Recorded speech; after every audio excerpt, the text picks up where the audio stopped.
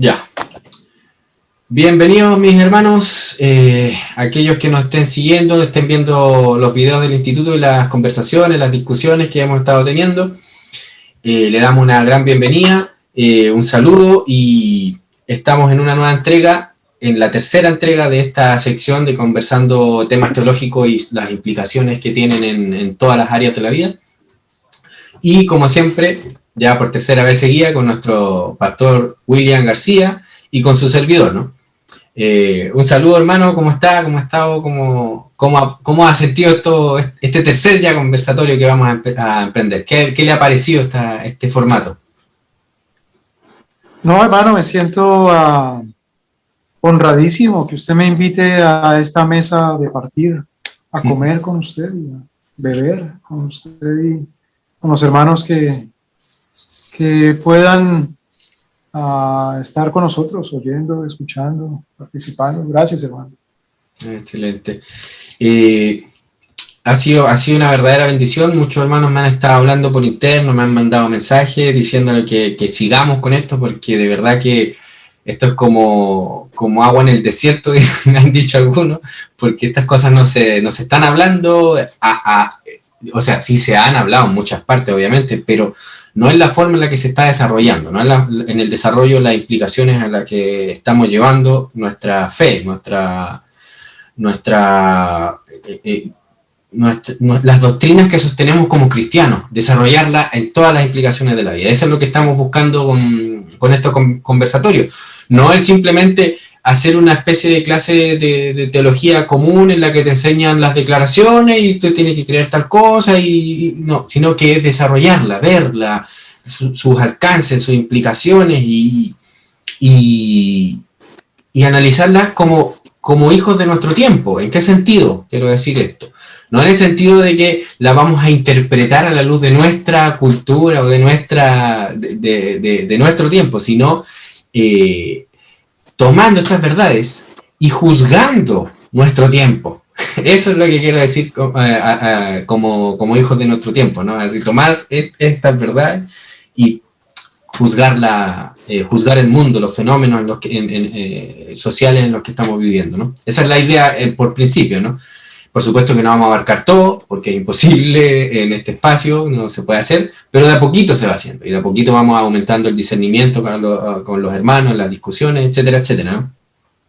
Y el día de hoy vamos a hablar un tema que va a estar candente, un tema que va a ser muy bueno, de mucha bendición, pero también va a ser un tema en el que vamos a tener una pequeña diferencia con el hermano William y yo. Va a haber una pequeña diferencia, no en el sentido de que yo ya tengo una posición, sino que yo estoy ya cuestionando un tema, ¿no? Cuestionando un tema, pero va a ser un punto de todo lo que vamos a estar discutiendo, ¿no? Y ahí vamos a ver cómo termina esto. Quizás a lo mejor después termine yo arrepintiéndome.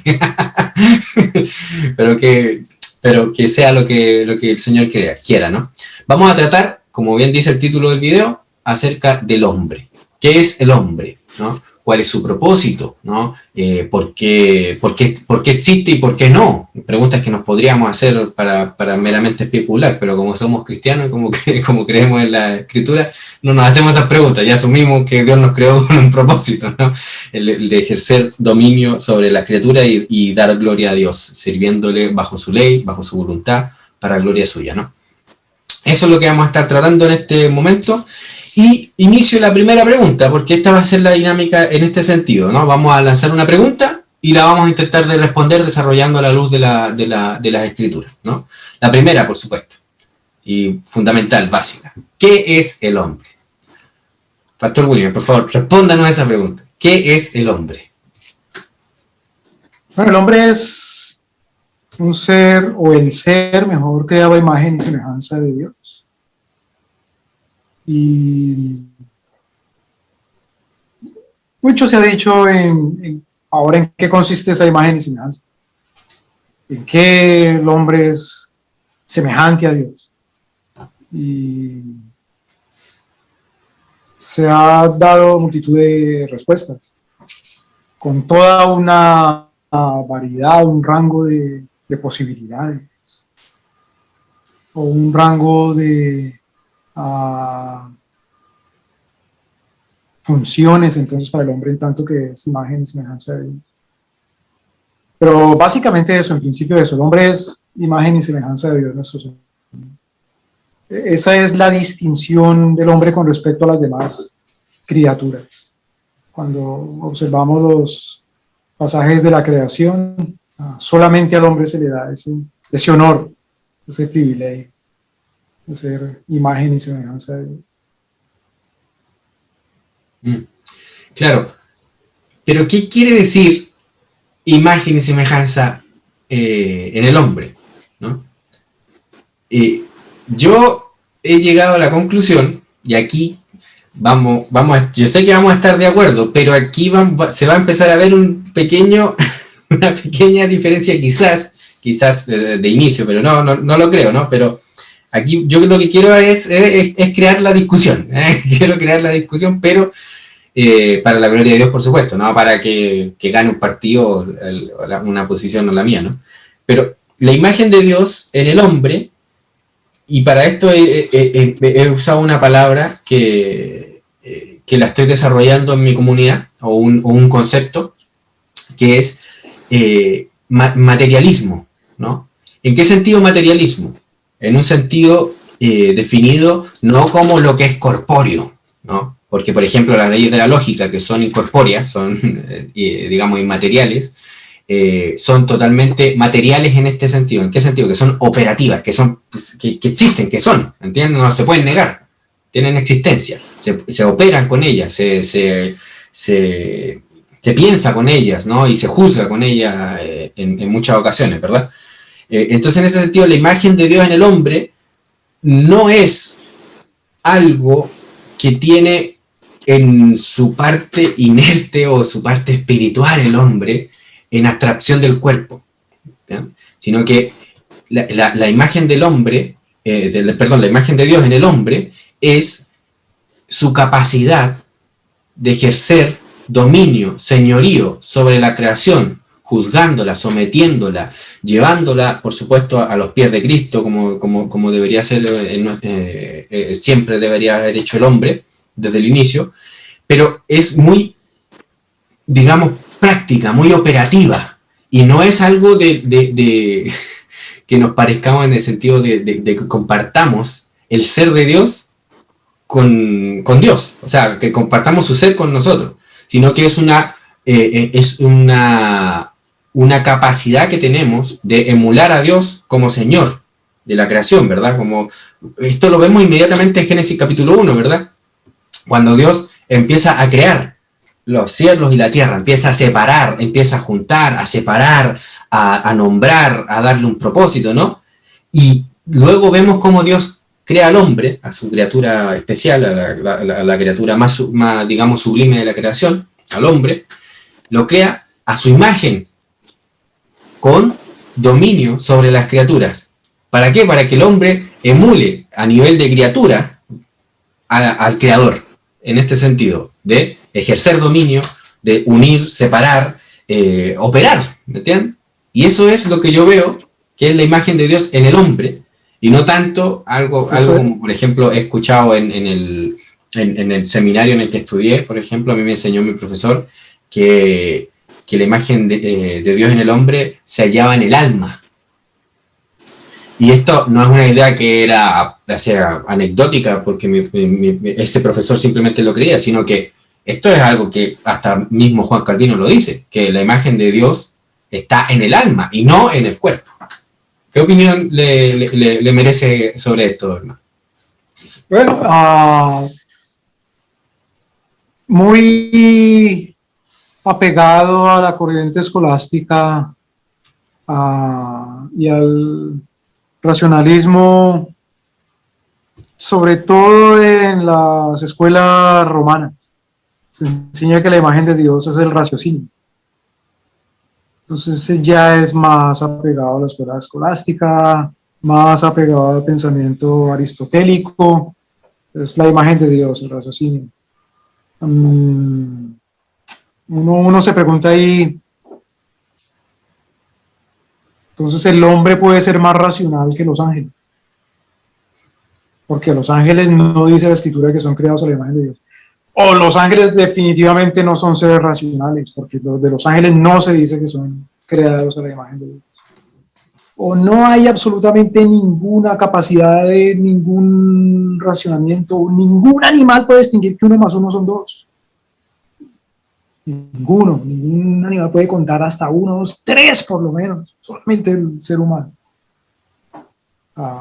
Pero ciertamente en la escritura la capacidad de dominio es lo que uno ve que distingue a los hombres de los demás seres creados. Ahora, no es simplemente la capacidad de dominio, porque uno ve que cuando el Señor crea ciertos animales, les dice que tengan dominio, que se multipliquen sobre la tierra, mejor que se multipliquen sobre la tierra. Pero hay algo que le da al hombre y solamente al hombre. Y esto que voy a decir lo distingo no como una capacidad que Dios le da al hombre, sino como una orden. Claro que lo capacita para ello, pero no es la capacidad lo que hace al hombre imagen de Dios. ¿Por qué? Porque también los ángeles tendrían esa capacidad. Y al hombre le dice, tú dominarás sobre los demás seres de la creación. ¿Teniendo los ángeles capacidad de dominio, sí o no? Claro, no veo por qué no. Puedan tener capacidad de dominio. ¿Puede un ángel destruir? Puede.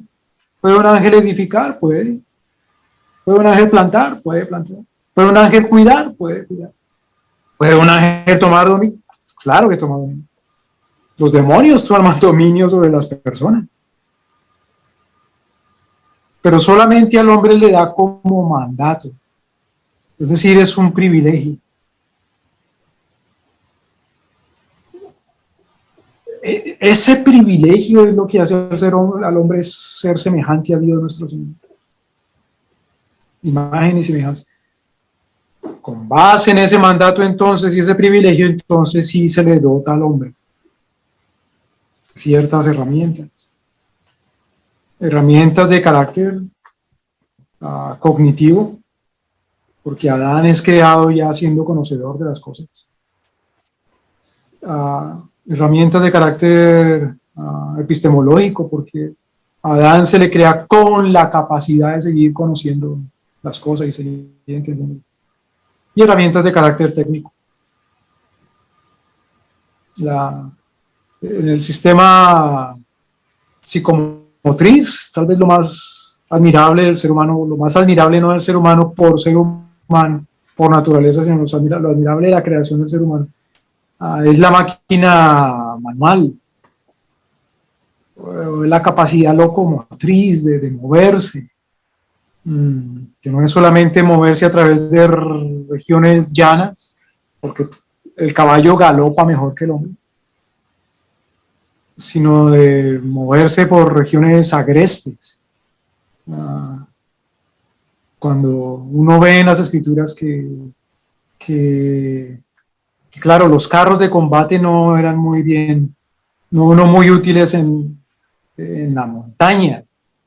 Entonces los israelitas preferían pelear en la montaña más bien a pie que con carros y que con caballos, claro, porque el hombre es dotado para escalar, subir y bajar, y también para nadar, en fin. Pero eso son dotaciones que se le da al hombre para cumplir con esa no capacidad entonces, sino que se le dota de esa capacidad para cumplir con ese honor, con ese privilegio que le he dado de tomar dominio sobre toda criatura. Claro, en ese sentido, el hombre es creado a la imagen de Dios y eso tiene un efecto, digamos, no tanto en la... O sea, también, no estoy negándolo, pero tiene un efecto tanto en el ser del hombre como ser, pero también en el hacer del hombre, ¿no? Porque eso al ser creado con esta naturaleza, de ser hecho a la imagen de Dios y con dominio sobre las criaturas, su ser tiende a un impulso, que es el ejercer dominio, ¿verdad? Y en la condición de Adán y Eva, cuando fueron creados, ¿no? Porque asumimos acá la revelación de la Escritura como la verdadera, ¿no? Cuando fue creado Adán, fue creado con este impulso natural en el hombre, pero al mismo tiempo con ese mandato, ¿ya? Dirigido con la voluntad y la ley de Dios, ¿no? Y ese desarrollo que se daba en Adán, en el primer Adán, se daba en santidad, en justicia, en verdad, en conocimiento, ¿verdad? Y en dominio sobre las criaturas. ¿Mm? Y por tanto Adán era un hombre completo, maduro. ¿Mm? ¿Por qué quiero decir esto? Porque quiero entrar a la discusión con respecto a la condición original del hombre.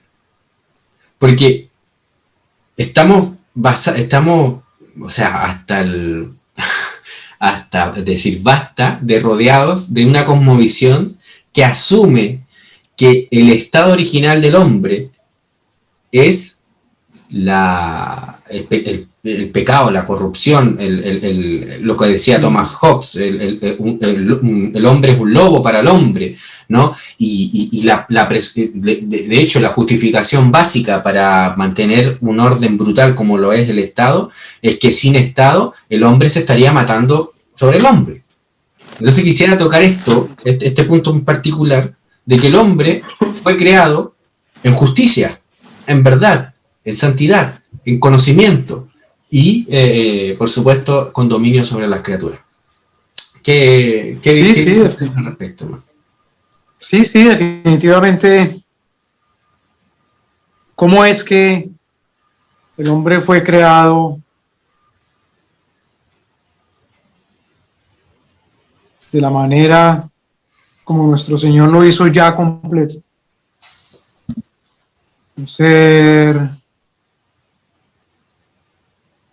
capacitado, dotado para llevar a cabo un trabajo de dominio, un trabajo de reproducirse, de llenar la tierra, de multiplicarse, y a la vez ser santo, completamente santo.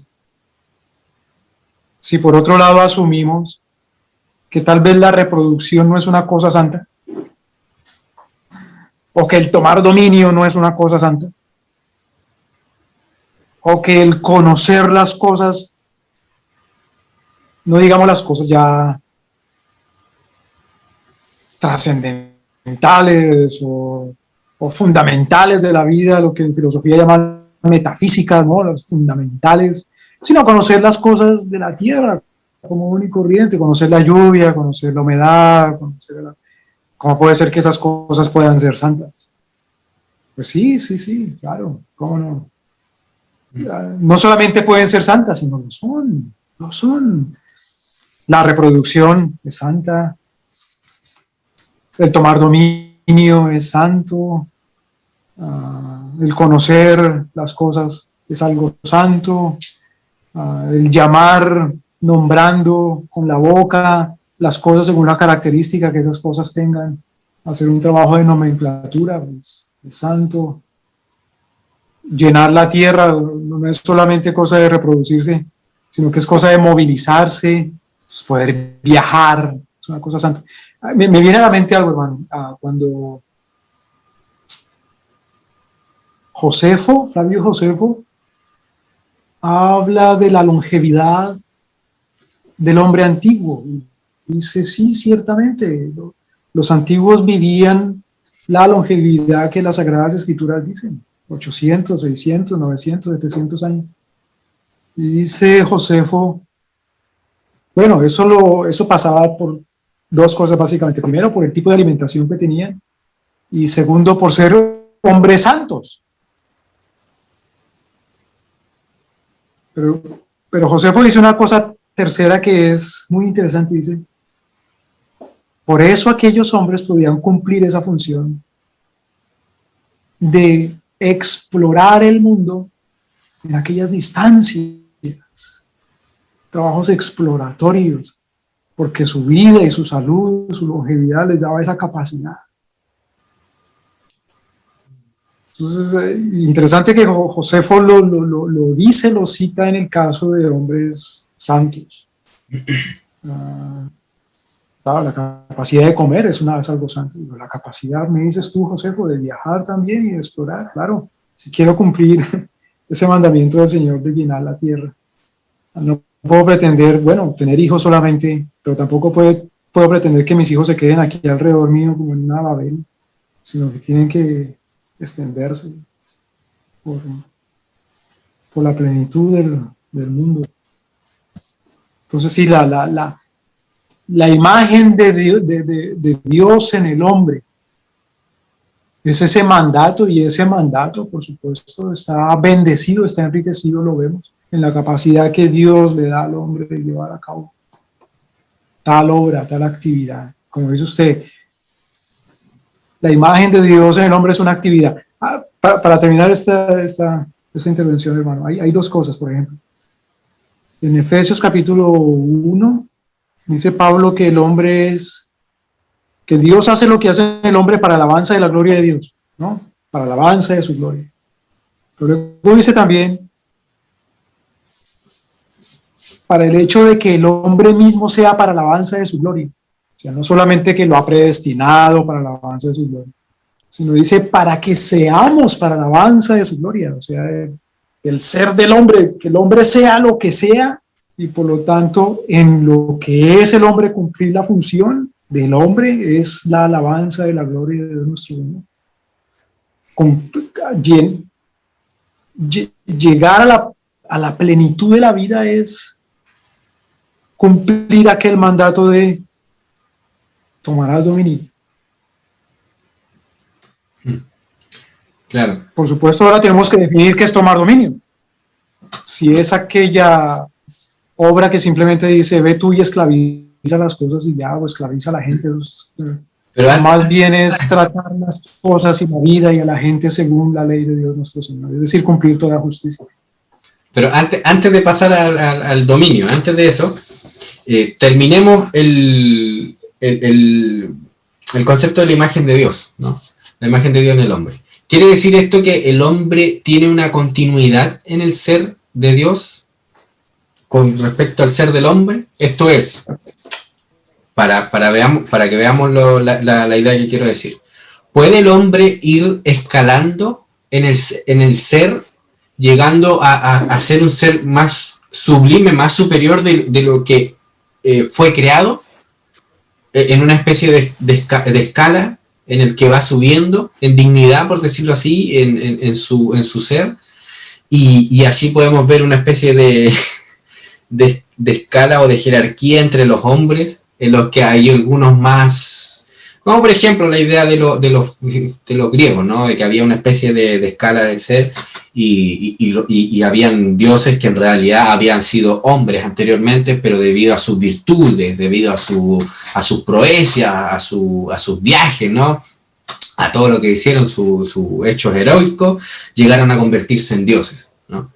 Esto, lo que asumían los griegos era que los dioses con respecto a los hombres compartían su ser, y por tanto había una cadena, ¿no? De ser en que podían ahí circular, ¿verdad?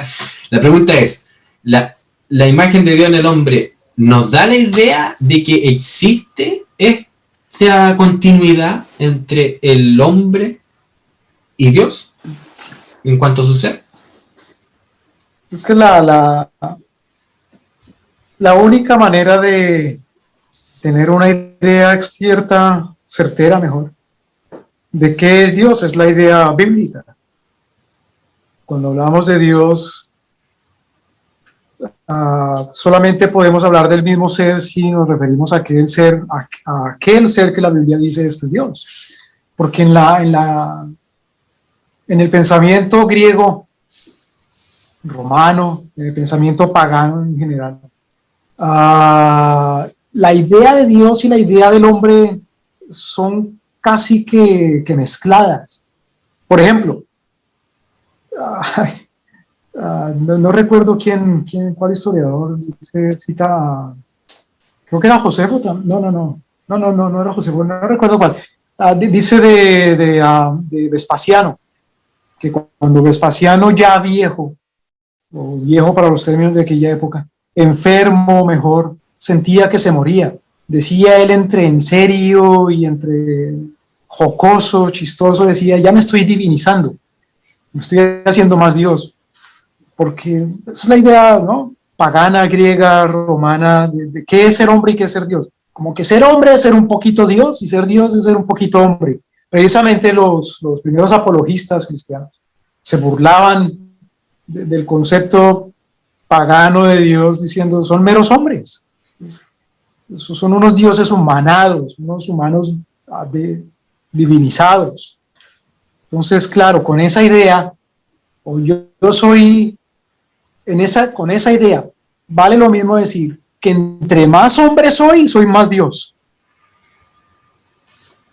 O entre menos hombre sea como debería ser un hombre, soy menos Dios.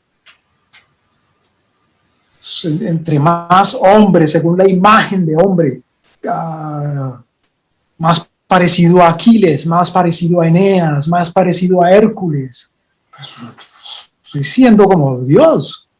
Ahora fíjese, hermanos, si para Hegel la imagen de Dios sobre la tierra no es Jesucristo hombre, perfecto, como hombre, sino que es el Estado, pues entonces puedo decir como Aristóteles también, soy más hombre entre más político sea. Si no soy así bien político, bien a la imagen del Estado y según el Estado y la forma del Estado, cercano al Estado, participante del Estado, yo más bien soy es un animal. Pero la idea bíblica es totalmente diferente. Dios es Dios nuestro Señor y el hombre es hombre. El hombre nunca podrá llegar a ser Dios, aunque, otra vez, Dios le dio al hombre el privilegio de ser imagen y semejanza de él. Ahora, está bien, no podemos llegar a ser más Dios, pero sí puedes llegar a ser más hombre. No, tampoco. ¿Por qué? Hay una razón fundamental. Nuestro Señor Jesucristo murió, ¿por qué? Por el hombre. Pero si hay gente más hombre que otra gente, o más humana que otra gente, entonces como que tiene más derechos frente a Cristo, porque Cristo murió por el hombre, y entre más hombres soy, pues tengo más derecho frente a Cristo, ¿no? Entonces, si, por ejemplo, hay algunos que dicen, Dios creó al hombre a su imagen y semejanza. Como Eva fue sacada del hombre, Eva fue sacada del varón, entonces Eva fue sacada de uno creado a imagen y semejanza de Dios, por lo tanto, Eva es como las obras, como cuando se raspa algo, pero al raspársele, la raspadura ha perdido algo de electrones, qué sé yo, y no tiene la misma consistencia, naturaleza, esencia, química, composición de la primera cosa. Entonces, eso es como Eva, por lo tanto, las mujeres no son tanto imagen de Dios, porque ya es una imagen de Dios de segunda. En cambio, el hombre, el varón, es una imagen de Dios de primera. Claro,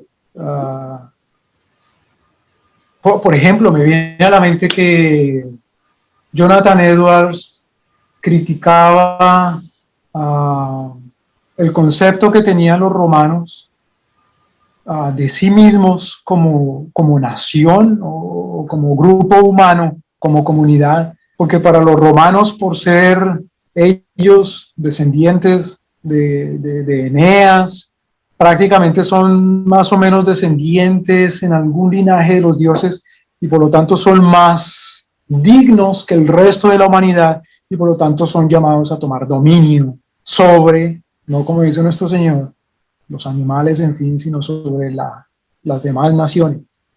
Entonces, en ese sentido, estos romanos sí son hombres, más hombres, y las demás naciones menos hombres, más animales. Eso no es raro si se sigue por la línea de Aristóteles, que consideraba que el hombre y el caballo, ambos son dos animales, solamente que solamente el hombre y no el caballo es el animal político. Entonces, no, primero, el ser humano no puede llegar a ser más perfecto de manera que llegue a ser Dios, pero tampoco puede ser más perfecto de tal manera que sea más humano. Entonces, el pecado no le quita humanidad al hombre. Lo que el pecado le quita al hombre son capacidades, no de ser hombre, sino capacidades de cumplir de manera santa el llamado de Dios. Claro.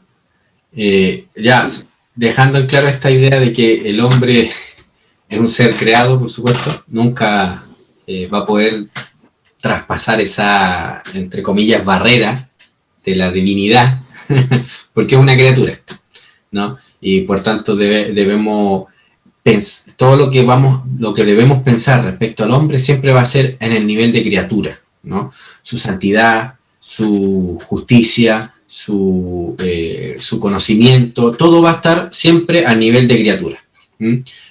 Por ejemplo, cuando nuestro Señor dice: sed vosotros perfectos como vuestro Padre es perfecto, vuestro Padre que está en los cielos es perfecto. ¿La perfección de Dios es la misma perfección del hombre? Por supuesto que no. La perfección de Dios es a nivel de creador, de Dios, de divinidad. Y la perfección del hombre, a la cual estamos todos nosotros los cristianos, los hombres llamados, hombres y mujeres, ¿no? Llamados a hacer, es la perfección en cuanto a nuestro propósito, por el cual hemos sido creados, ¿no?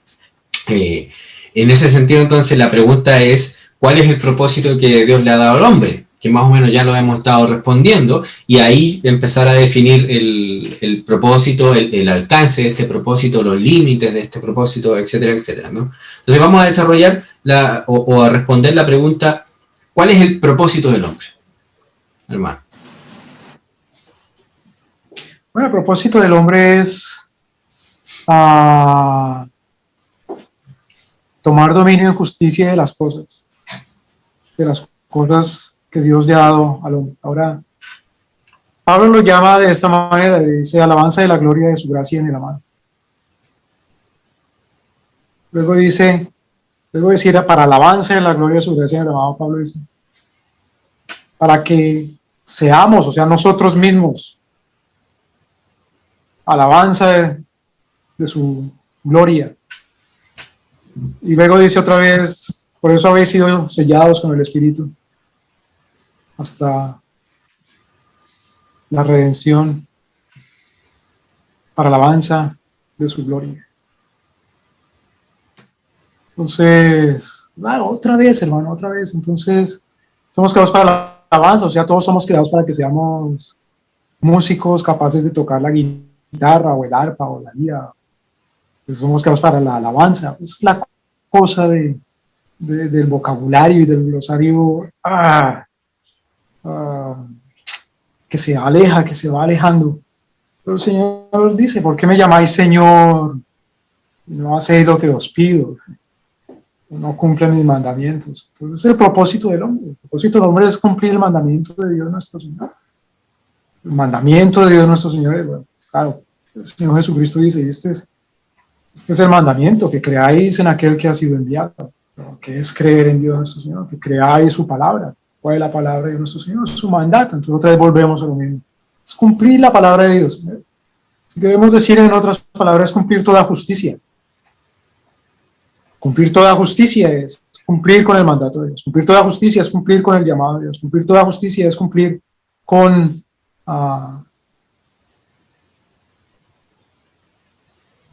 ese honor que nos ha sido dado de imagen de nuestro Señor. ¿Qué es toda justicia? Es la ley de Dios, nuestro Señor. Es cumplir con su ley.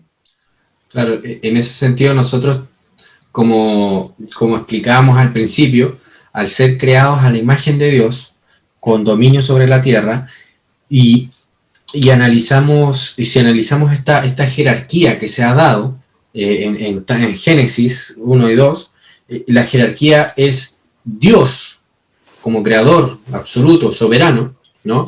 Luego está el hombre, creado a su imagen, ¿no? Sobre el hombre, o sea, Dios está Dios, el hombre, sobre el cual Dios domina de manera soberana, ¿no?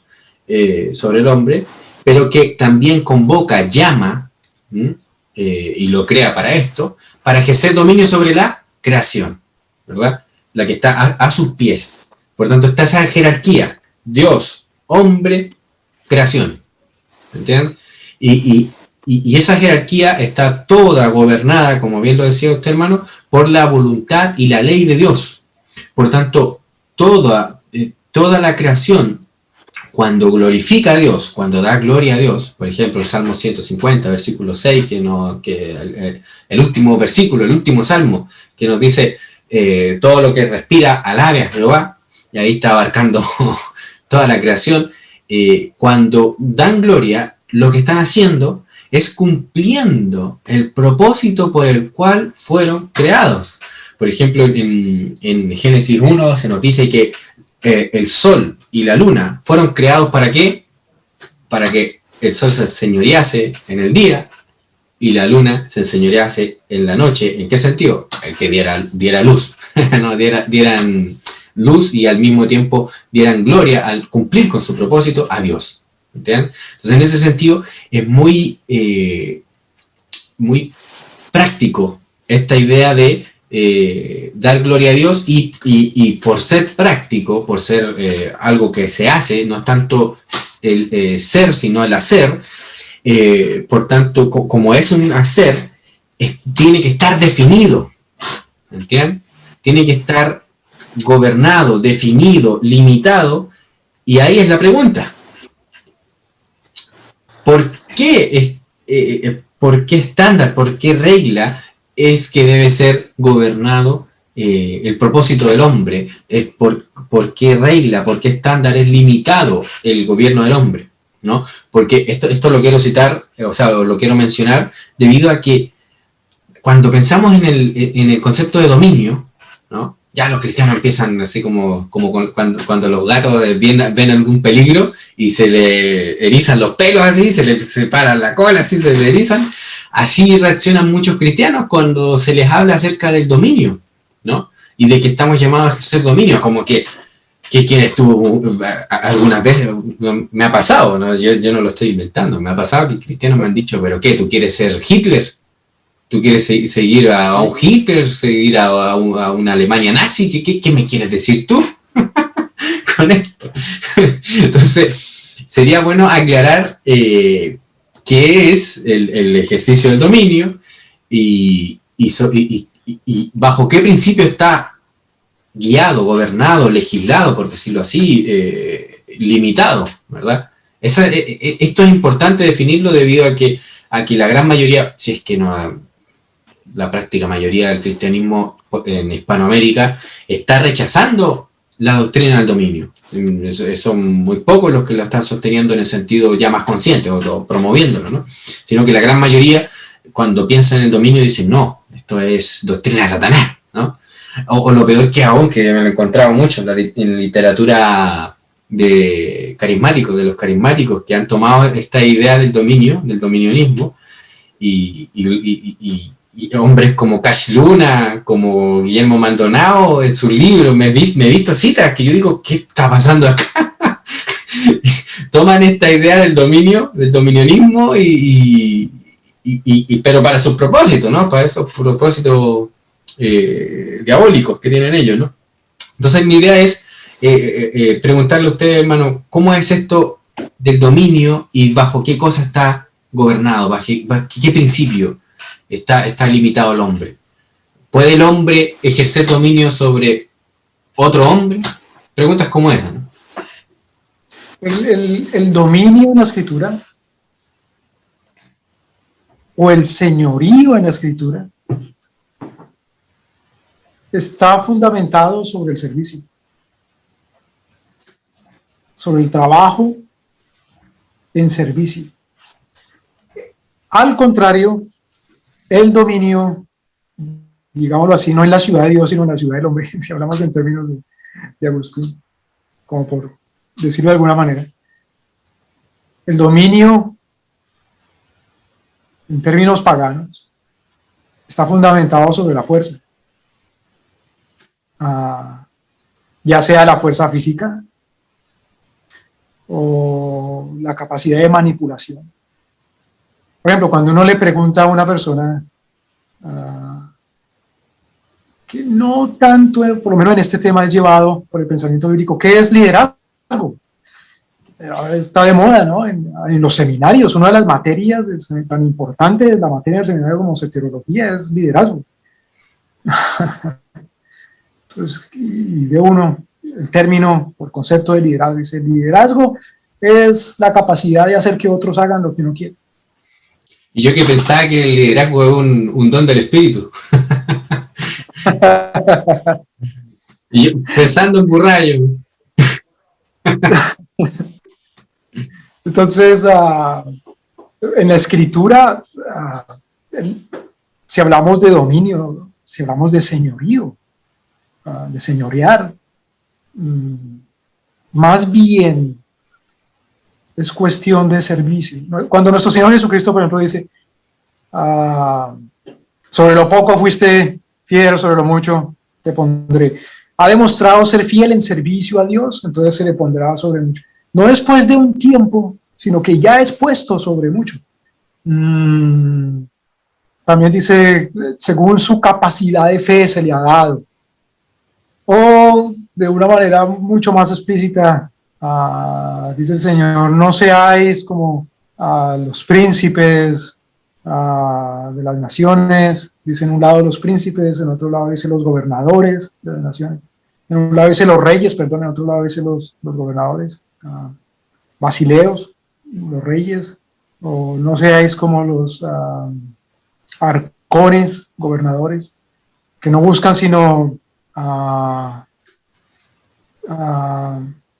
enseñorearse sobre los demás. Pero entre vosotros no será así, sino que el que quiera ser el primero será servidor. Entonces, uno dice, no, espérate, dominio no quiere decir eso. Entonces, cuando uno dice dominio no quiere decir eso. La gente se imagina, entonces estás negando que en la Escritura nuestro Señor sí ha establecido un gobierno. No, tampoco estoy negando eso. Por ejemplo, en inglés, aquí en inglés,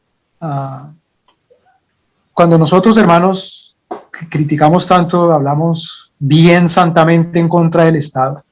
En Estados, por lo menos en Estados Unidos, no se habla tanto en contra del Estado, porque aquí Estado, entienden, es el Estado del Estado de Florida, el Estado de Georgia, el Estado de California.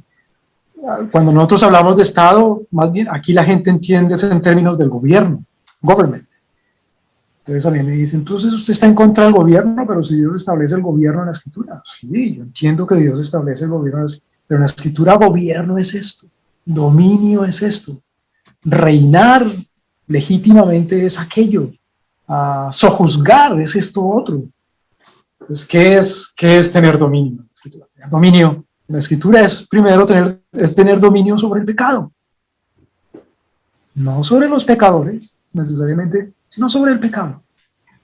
Entonces Pablo dice, yo a mi propio cuerpo lo someto. Y Pablo no está hablando necesariamente como un flagelante. Hace un ratito, hermano, hablábamos de Pascal, mencioné a Pascal. Pascal, un iluminado completamente, quisiera ser como Pascal, la percepción que tenía él de la divinidad de Dios, en fin, pero siendo Pascal, ser humano, cometió el error también de continuamente mortificar su cuerpo físicamente, torturándose, flagelándose. Claro, dice uno, naturalmente, Pascal era católico,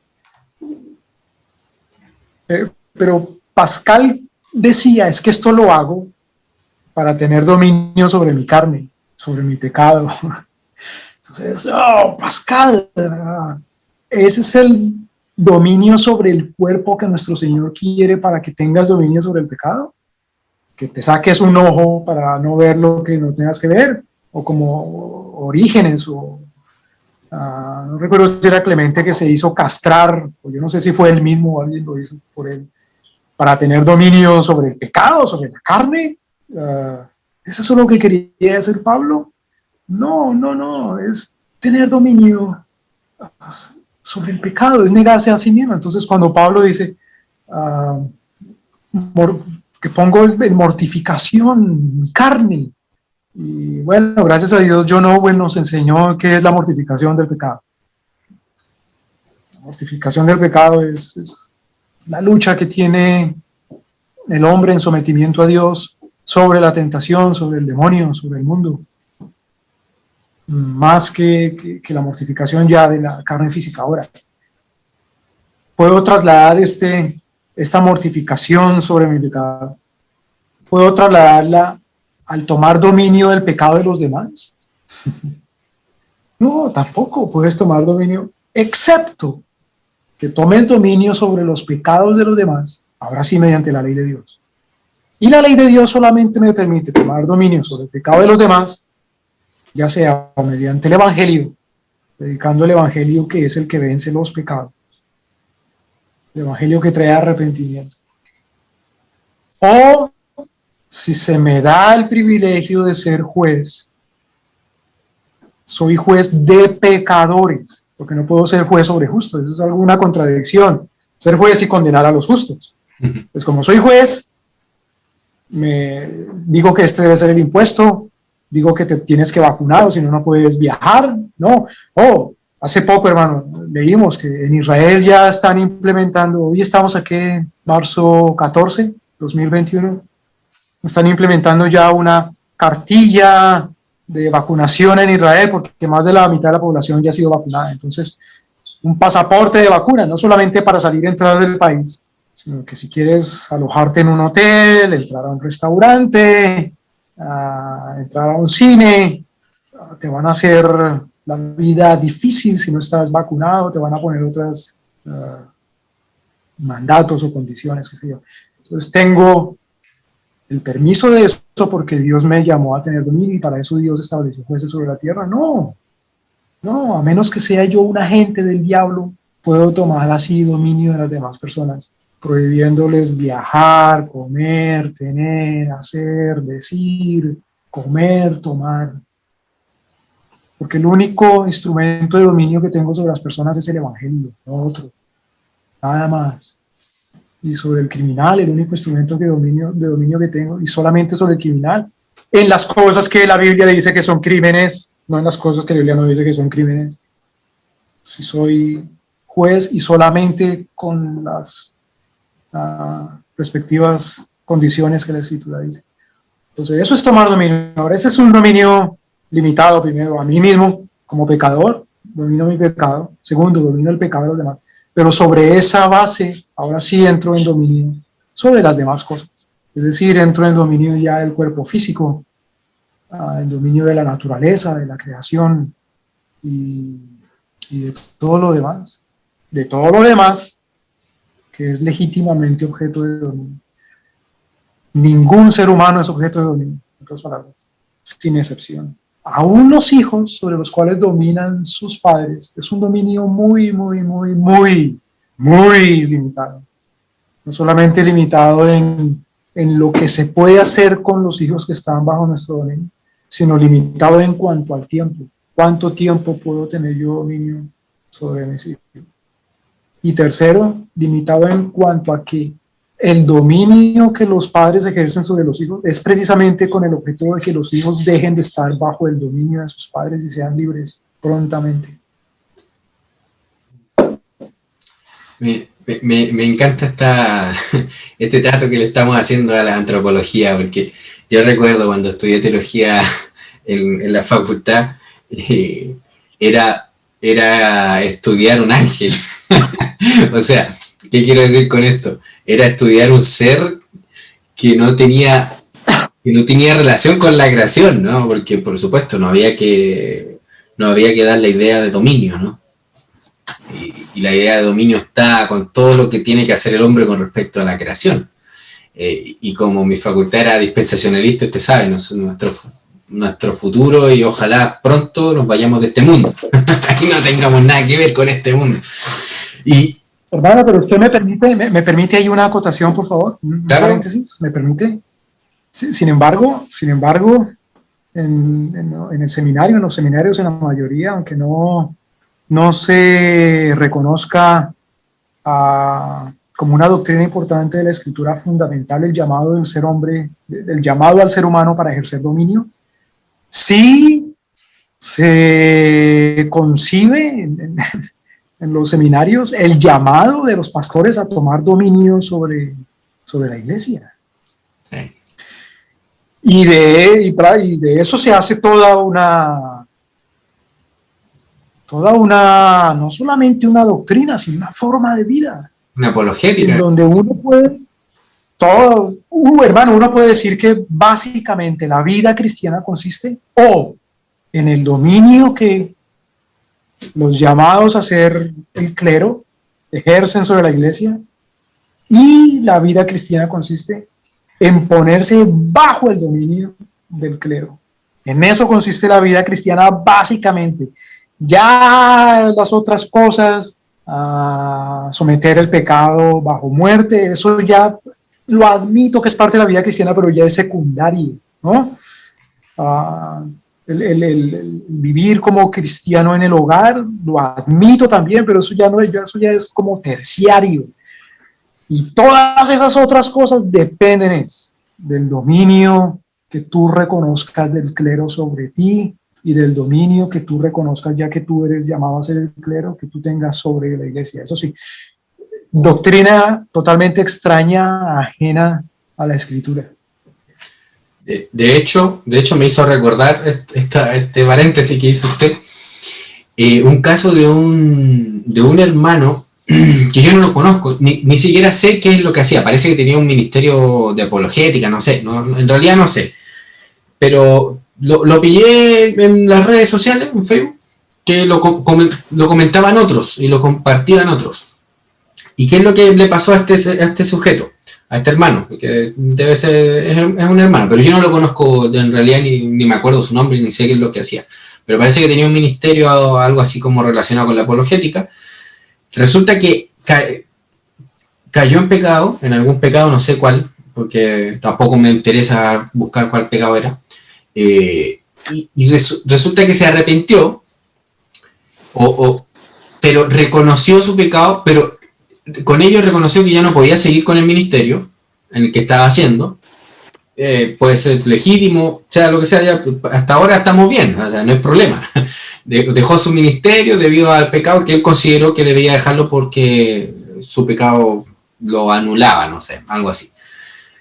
La cosa es que él empezó a decir que me salgo de mi ministerio, dejo de trabajar, borro la página, me acuerdo que tenía una página y parece que era apologética, no recuerdo bien, y ahora estoy sometido a mis pastores, ¿me entienden?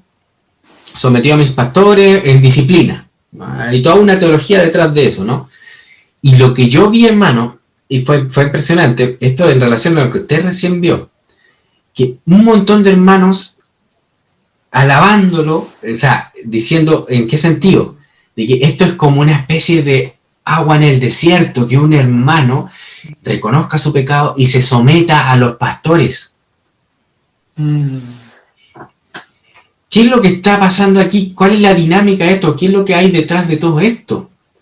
Es la idea de que quien no está debajo del dominio de los pastores, de este dominio, porque recordemos que el dominio va mucho más allá del simple hecho de la amenaza de muerte, perdón, la amenaza de violencia o la violencia sujetándote con la violencia, sino que también puede ser un dominio de conciencia, dominar tu conciencia. Eso es lo que se está dando fruto, todo lo que usted viene diciendo, todo lo que diciendo con respecto a los seminarios, de que esto es lo fundamental. O sea, así debe vivir el cristiano. Y de ahí sale toda esta idea de cómo debemos conducirnos como cristianos. Lo primero es que usted tiene que pertenecer a tal o cual corporación y estar sometido a sus pastores. Eso es lo básico. Y no hay espacio para hablar acerca del dominio, del llamado por el cual hemos sido creados. Génesis, no hay espacio para eso. Usted es cristiano, usted no está llamado a ejercer dominio, usted está llamado a estar sometido a los pastores, sometido, que tiene que ver con dominio, ¿no? Tiene que ver como la otra parte contraria, o sea, La tierra está sometida al hombre que ejerce dominio sobre ella, ¿verdad? Entonces, claro, es para ilustrarlo. Y esta idea del dominio, o esta, mejor dicho, la doctrina del dominio bíblica, choca con esta cosmovisión. ¿Por qué? Porque como usted bien hizo ver, la idea de dominio parte por la idea básica del autogobierno, del dominio propio, del dominio del individuo. Y esto incluso Dios lo asume o lo ordena, mejor dicho, después de la caída. Después de la caída, en relación con, como bien usted decía, sobre el pecado. Génesis capítulo 4, versículo 6, me lo recordé de inmediato cuando usted hablaba acerca de cómo debemos dominar el pecado. Génesis capítulo 4, versículo 5 en adelante, cuando Caín miró desagradado, cómo Dios miró con buenos ojos a Caín y no miró con buenos ojos a la ofrenda de Caín, ¿no? Y miremos lo que le dice Dios a Caín. Dice, entonces, en el versículo 6, entonces Jehová dijo a Caín, ¿por qué te has ensañado y por qué ha decaído tu semblante? Dice, si bien hicieres, ¿no serás enaltecido? Y si no hicieres bien, el pecado está a la puerta, ahí llamando, ¿no? Con todo esto, a ti será su deseo y tú te enseñorearás de él. Ahí es un mandato, ¿no? Es que no le está diciendo lo que va a pasar a futuro, no lo está profetizando, ¿no? Le está ordenando. Tú enseñoréate del pecado. O sea, domínalo. Está ordenando que ejerza dominio sobre el pecado a Caín. Sabemos por la historia que el pecado ganó, no, el pecado lo dominó, ¿verdad?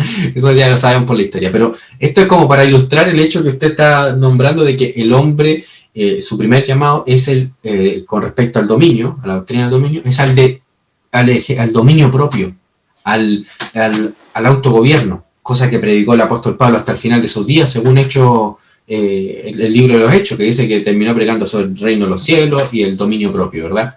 Doctrina que está en todas las escrituras, y desde Génesis 1, 2, incluso después del pecado, para que no se nos hagan la excusa de que no, pero es que eso era en la condición de que cuando el hombre estaba antes de pecar.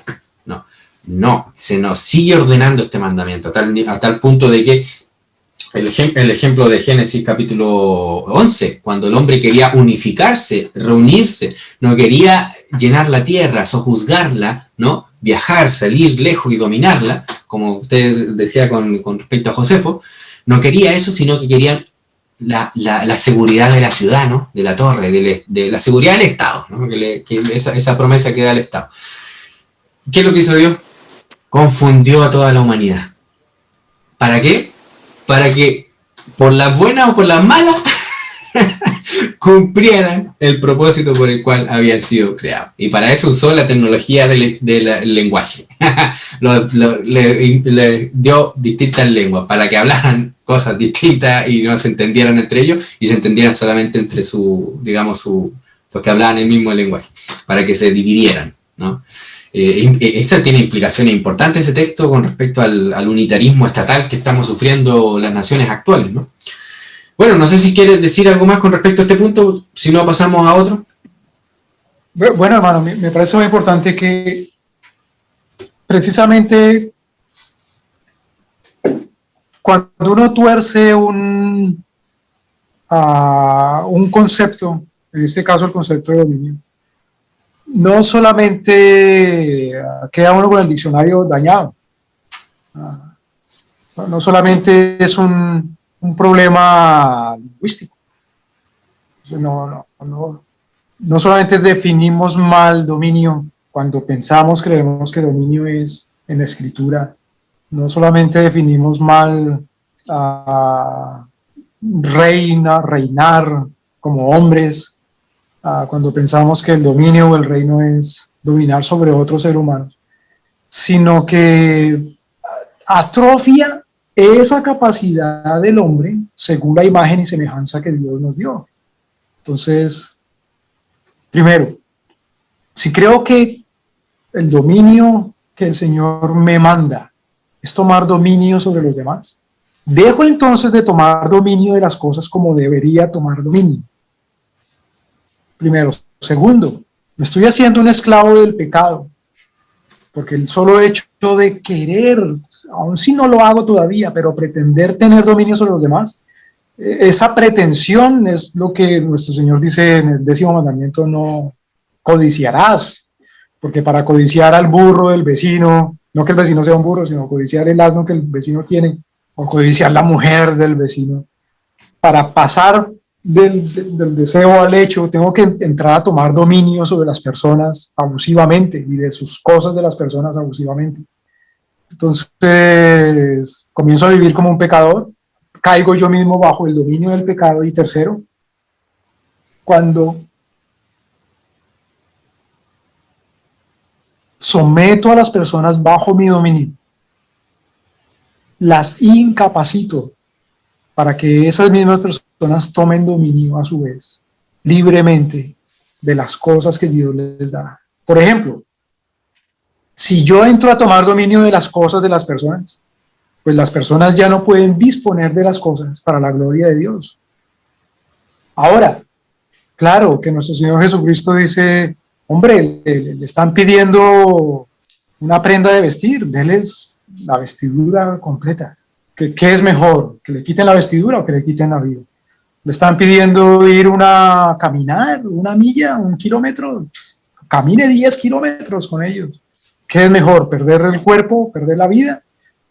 Claro, porque voy a perder entonces la capacidad de tener dominio como Dios quiere que tenga, como Dios quiere que ejerza. Entonces, eso es lo complicado, lo difícil. Si yo como pastor pretendo tener dominio de las personas de la iglesia, entonces les impongo, les digo: tantas horas del domingo tienen que estar aquí, tantos días de la semana tienen que estar acá. Yo les voy a dar estas tareas a ustedes y las tienen que cumplir durante tanto tiempo, me tienen que traer tanta plata a mí. En fin, les estoy quitando la capacidad de que ese tiempo, de que esos recursos, de que ese esfuerzo, de que esa inteligencia sea usada para el dominio de Dios nuestro Señor. Y les estoy quitando la capacidad de ser ellos mismos diseñadores de su propia gloria y alabanza a Cristo nuestro Señor.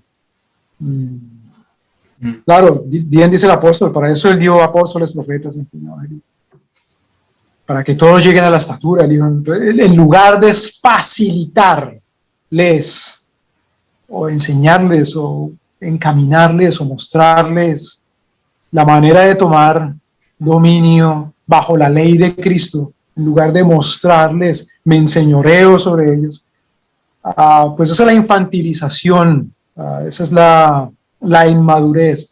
Finalmente, la Escritura dice en qué consiste ser espiritual. 2 cosas. Ser espiritual consiste en saber juzgar bien y en ser misericordioso. Eso es todo. Si yo tomo dominio sobre las personas no aprenden a juzgar, no aprenden a juzgarse a sí mismas, a juzgar el pecado, a juzgar las cosas, es decir, a tratar, a usar, a utilizar, a llamar, y no aprenden a ser ellos mismos misericordiosos. ¿Cómo van a aprender a ser misericordiosos si, como dice el Señor, con lo que pudieron haber sido misericordiosos, comenzando por sus propios padres, ustedes quieren que se lo den a ustedes? Entonces, ¿quieres ser misericordioso? Tráeme el diezmo acá y con eso cumples misericordia. En lugar de ¿quieres ser misericordioso? Ahí está la viuda, el huérfano, el abandonado, el extranjero. ¿Quieres ser justo? Ahí está el que te enseña directamente, entiéndete con él. En lugar de que todo pase bajo una institución o relación de poder, de dominio, una corporación de hegemonía. Esa es la frustración. La frustración del hombre es el pecado, pero llevar el pecado a sus consecuencias es el establecimiento corporativo del dominio sobre las demás personas, o individual de dominio sobre las demás personas. Claro, en ese sentido, como hemos dicho ya varias veces, el Estado como corporación e incluso la Iglesia como corporación en estos tiempos, como lo fue también en su tiempo la Iglesia católica romana o la corporación católica romana, son la la corporación, la organización del pecado original, ¿no? Es llevar el pecado original a una organización, ¿no? E instituirlo como deber, como debe ser, ¿no? Como lo que debe Por ser. no llamarlo cueva de ladrones o por no llamarlo sinagoga de Satanás. Sí, claro, exactamente. Una pregunta que se me ocurrió, no la tenía pendiente, pero ya que hemos estado desarrollando esto del dominio que tiene todo que ver con el ser humano, ¿qué pasa cuando el ser humano renuncia a su deber y a su derecho de ejercer dominio en cuanto a ser humano sobre la creación? ¿Qué pasa cuando renuncia a eso, cuando no lo quiere tomar, cuando no lo quiere ejercer ese dominio, ¿no? ¿Qué pasa con ese dominio? ¿Qué Bueno, pasa? es pecado, porque hace, ¿qué, hermanos? 2, 3 semanas veíamos que es pecado, es la transgresión de la ley de Dios. Si la ley de Dios es ser para el avance de su gloria, y ser para el avance de su gloria es cumplir su mandamiento, y cumplir su mandamiento incluye en tomar dominio sobre la creación, sobre la tierra, pues es pecado negarse. Es pretender ser como Dios cuando, claro, si nuestro Señor le dice a Adán, mira, tomarás dominio, te enseñorearás, sojuzgar la tierra. Y sin embargo, si Adán dice, no, yo mejor voy a ser como Dios. Entonces ahora, ¿a quién va a mandar a Adán? Adán va a mandar a otro. Tiene que tomar dominio sobre otro, sobre otra, sobre otros, para que hagan ese trabajito. Entonces es pecado. Y se establece él como Dios. Otra vez, como Jonathan Edwards denunciaba el pecado hoy podríamos llamarlo del nacionalismo, del imperialismo romano. Cuando hablamos de imperialismo romano no estamos refiriendo desde Julio César o César Augusto en adelante, cuando según los historiadores que no entienden bien las cosas dicen que comienza el Imperio Romano. No, el Imperio Romano lo vemos ya durante el tiempo de los mismos reyes. Solamente durante Numa Pompilio Roma descansó de las guerras con el ánimo de tener dominio o imperio sobre sus vecinos. Un periodo muy corto de tiempo, creo que 19 años nada más, 1000 años de historia. Entonces, como bien decía Jonathan Edwards, los romanos que querían tener dominio sobre los demás, era una cosa maldita, es un imperialismo, es un nacionalismo. Eso es lo que sucede cuando uno pretende tener o renunciar al mandato del dominio. ¿Por qué, hermano? Mire, varias cosas. Primero, pueda que yo renuncie a tener mandato sobre las cosas y aún decir, pero yo no quiero tener dominio sobre nadie. Pero espérate un momento, porque si tú no quieres tener dominio sobre las cosas, estás diciendo que no quieres trabajar, por ejemplo. El trabajo es la forma más simple de ejercer dominio sobre las cosas. Cualquier tipo de trabajo. El trabajo de la familia de nuestro Señor Jesucristo en la tierra, albañiles y carpinteros. Tienes que tomar dominio sobre las cosas. Si es un trabajo más de carácter intelectual, tienes que tener dominio sobre, ya sea dominio sobre el lenguaje, si eres profesor si eres un filólogo, pero tienes que tener dominio sobre algo. Y segundo, poner bajo el servicio de otra persona eso que tú estás dominando, facilitándole a esa persona el acceso a ese conocimiento, a esa tecnología, a esa ciencia, a ese oficio que has aprendido. Si yo no hago eso, entonces no trabajo, pero como necesito comer, alguien tiene que darme de comer. Entonces me estoy enseñoreando, necesariamente tengo que enseñorearme sobre alguien. Entonces, hermano, mire, si yo soy pastor y en lugar de servir a alguien enseñándole a ser libre en Cristo, a tener dominio de sí mismo, lo tengo más bien en esclavitud, bajo mi dominio, porque lo hago a él necesitado cada vez más de mí. Entonces estoy criando un esclavo para que ese esclavo me dé de comer, porque yo sé que me está trayendo su reconocimiento permanentemente. Como dice usted, hay un tipo de esclavitud que no es por la fuerza brutal física con el cuchillo primero, sino hay esclavitud mental, hay esclavitud... uno lo ve en el Estado, ¿no? No necesariamente el Estado siempre funciona en términos de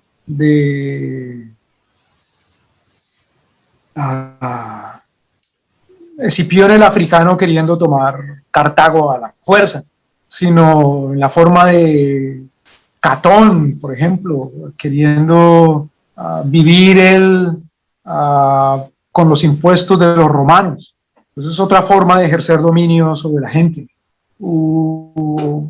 Pero tampoco necesito necesariamente de policía física si no me pagan el impuesto, sino que hay una policía de tipo dialéctica o espiritual, pretendiendo que la gente me crea lo que yo digo y a cambio de eso, sin que la gente de verdad se esté beneficiando con un servicio que yo le doy, mantenerme. Entonces, ¿qué hago yo o qué no hago yo cuando niego tomar dominio sobre las cosas? Primero dejo de trabajar y por lo tanto tengo que estar como hegemón, gobernador, gobernante del tipo que Cristo decía y denunciaba. Ved vosotros los reyes de las naciones, ved vosotros los gobernantes de las naciones que quieren tener dominio sobre las personas. Con ustedes no será así. Yo no entiendo cómo hay, primero, cristianos que ellos mismos quieren ser así y quieren que otros sean así y predican que así debe ser. Y como usted dice, hermano, en lugar de corregir, perdóneme, de reconocer la corrección del pecado, que es la cruz de Cristo, porque ciertamente por el pecado hay dominio sobre personas. Si somos cristianos y predicamos el evangelio, más bien denunciamos el pecado y proclamamos una nueva vida, cielo nuevo, tierra nueva, una tierra donde fluye leche y miel en nuestro caso. Es una tierra en donde fluye la verdad y la justicia es en términos del dominio de sí mismo y del dominio legítimo en justicia, no del dominio sobre las demás personas. ¿Qué pasa cuando no ejercemos dominio? Dejamos entonces de hacer la obra de Dios, es decir, dejamos de servir, dejamos de trabajar y pretendemos que los demás trabajen para nosotros. Y para legitimar eso, para justificar eso, legitimamos que otros tomen dominio sobre otras personas. Entonces legitimamos el Estado y la corporación que pretende ser iglesia en dominio bajo los demás o sobre los demás. Claro. En ese sentido, el dominio es como la energía, no se crea ni se destruye, ¿no? Sino que se traslada. Se transforma, se traslada al Estado cuando negamos el dominio, ¿no? Porque ejemplo está en la iglesia, como la iglesia al negar el dominio, lo que ha hecho es que no hay capital de los cristianos, o sea, como iglesia, no tienen capital para ir en rescate de la viuda, del huérfano, del necesitado, del enfermo. No pueden atender al enfermo porque no tienen hospitales. No podemos atender a los huérfanos porque no tenemos orfanato. No podemos atender a la viuda, a todos estos que Santiago nos dice que es el objetivo de la verdadera religión, ¿no? ¿Por qué? Porque hemos abandonado esta idea del dominio y hemos abrazado una especie de pietismo de vivir con lo justo. Yo no necesito más allá de nada, ¿no? Mientras más pobre, mejor, ¿no? Porque no es tan espiritual esto del trabajo, de ejercer dominio, de planificar, no es... No, yo soy espiritual y yo quiero huir de este mundo. Mientras más pronto huir, mejor, ¿no? Mejor. Y así es como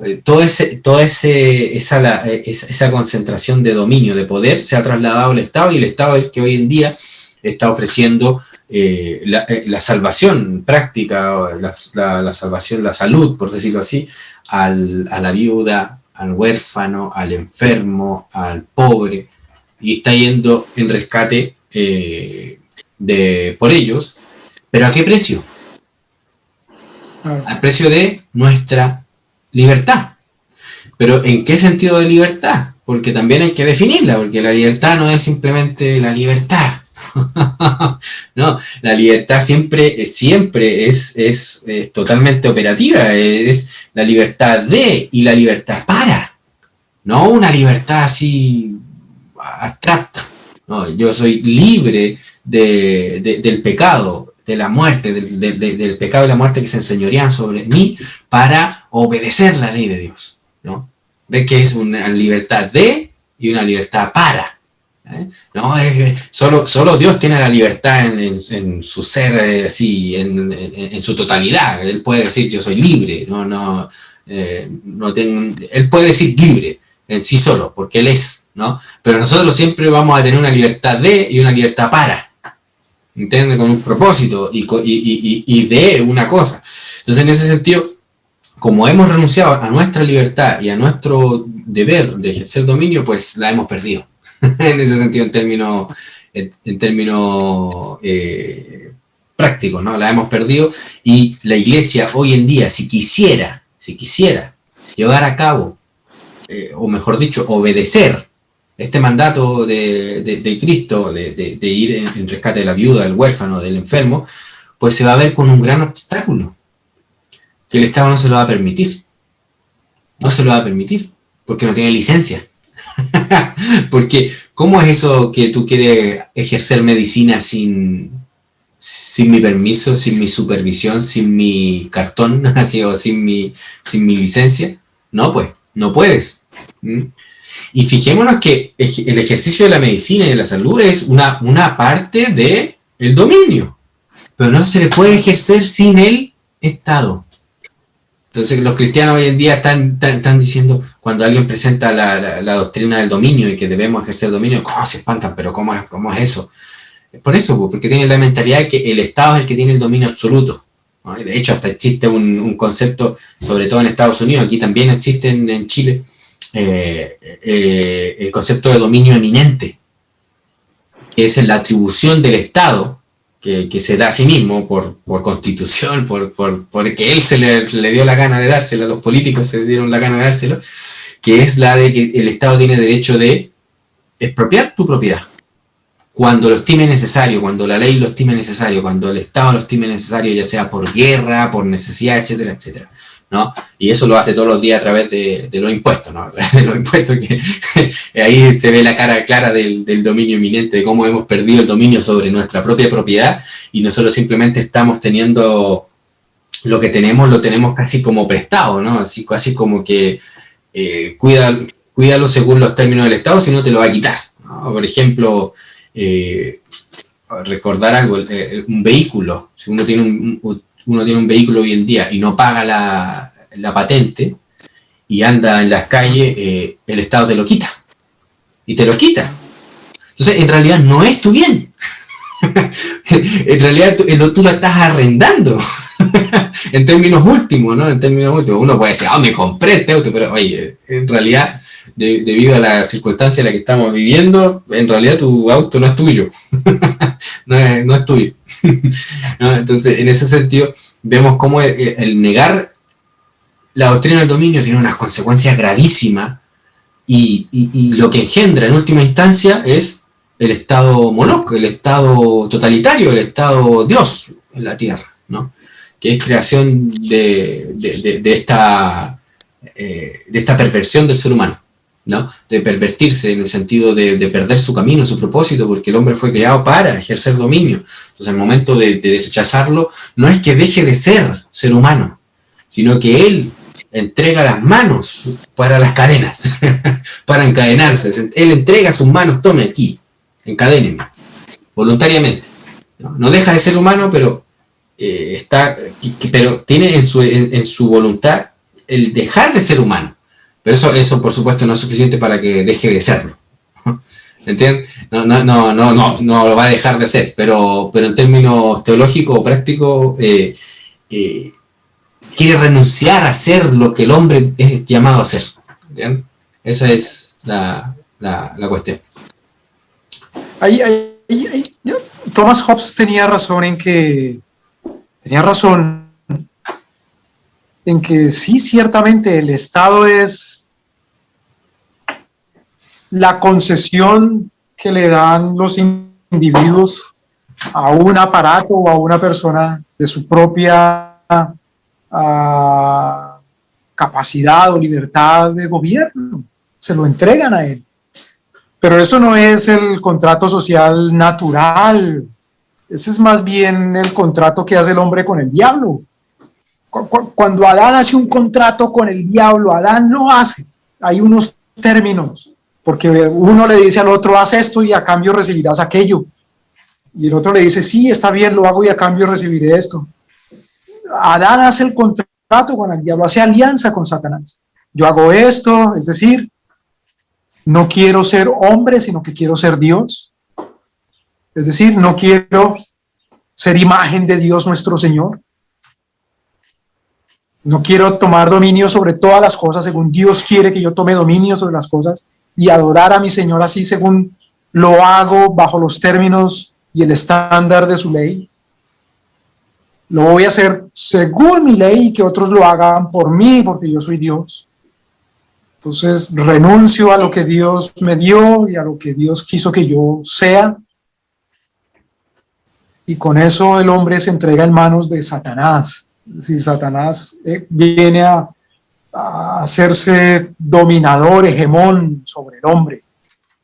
Y como sirviente y seguidor de Satanás, pues el hombre toma dominio de los demás hombres también. Entonces, el Estado, en lugar de ser legitimado por el contrato social, es engendrado por el contrato con el diablo, con Satanás. Ciertamente Hobbes dice, el hombre renuncia, el hombre cede su capacidad de autogobierno. Claro, eso es el Estado del hombre y tienes que darte pena de no entender qué es eso y tiene que avergonzarte querer ser parte de esa necedad, de renunciar al autogobierno. Porque ahora Cristo te llama a procurar ser libre y procúralo más. Claro, si no puedes serlo, no hagas que por no entregar la capa o ir una milla te quiten la cabeza. Sirve a Dios nuestro Señor, no te preocupes, no te vuelvas revolucionario, pero procúralo más, no te hagas esclavo. Hombre, y no hacerse esclavo de los hombres es no legitimarlos y bendecirlos. Uno se imagina por un lado el obispo de Viena bendiciendo a las tropas del Sacro Imperio Romano Germánico, del Imperio Austrohúngaro, y por otro lado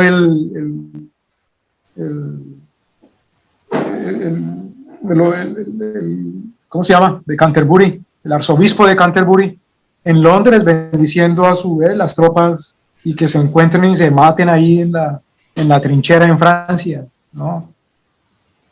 ¿Cómo se atreve uno a legitimar y bendecir la obra del diablo de Satanás?